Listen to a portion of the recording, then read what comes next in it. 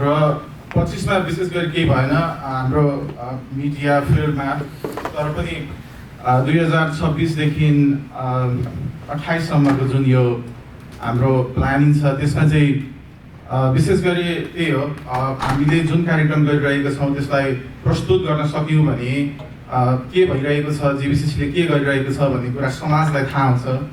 साथसाथै समाज सँगसँगै हाम्रो संसारलाई थाहा हुन्छ, सबैलाई थाहा हुन्छ। हामीले कार्यक्रम गऱ्यौँ, त्यसलाई प्रस्तुत गर्न सकेनौँ भने हाम्रो कार्यक्रम भइरहेको छ या छैन भन्ने कुनै पनि सूचना प्रस्तुत हुँदैन।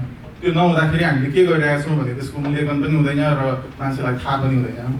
र अबको क्रममा चाहिँ हामीले त्यही हो, स्पोन्सरसिपहरूले हामीलाई सहयोग प्रदान गर्नुभयो र हामीले सोचे जस्तो सहयोग प्राप्त गऱ्यौँ भने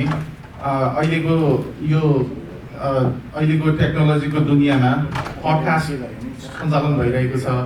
आफ्नो कुरा राख्ने, आफ्नो कलाकारहरू भाइ बहिनीहरू अर्थात् समाजका जो कलाकारहरू हुनुहुन्छ उहाँहरू सँगसँगै सामाजिक व्यक्तित्वहरू, समाजमा केही काम गरिरहनु भएको व्यक्तित्वहरूको भनाइ, त्यसलाई चाहिँ प्रस्तुत गर्नका लागि हामीले जीबीसीसी मार्फत अहिले हाम्रो युट्युब च्यानल पनि सञ्चालन भइरहेको छ। त्यस मार्फत पडकास्ट सञ्चालन गर्ने भन्ने एउटा प्लानिङ छ। त्यो अब सम्भव हुन्छ भन्ने मलाई लागेको छ। त्यो भयो भने अझ धेरै हामीले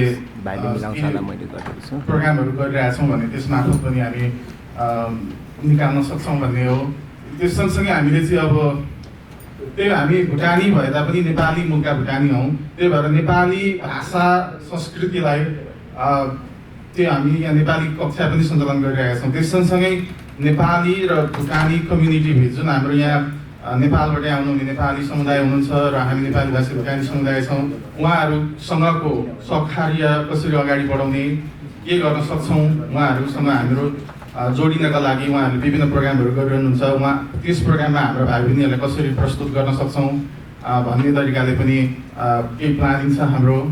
र त्यही हो, सबै हाम्रो भुटानी नेपाली समुदायलाई एक ढिक्क बनाएर अगाडि लैजाने, त्यही हो समुदायमै रहेका भाइ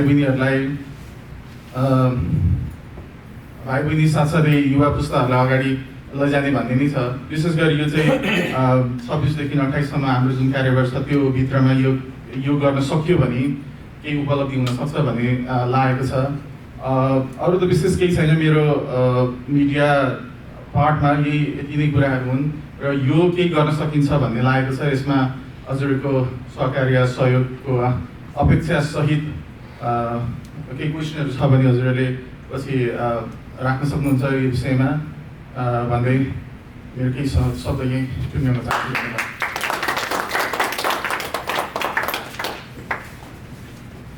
धन्यवाद। Media relation and press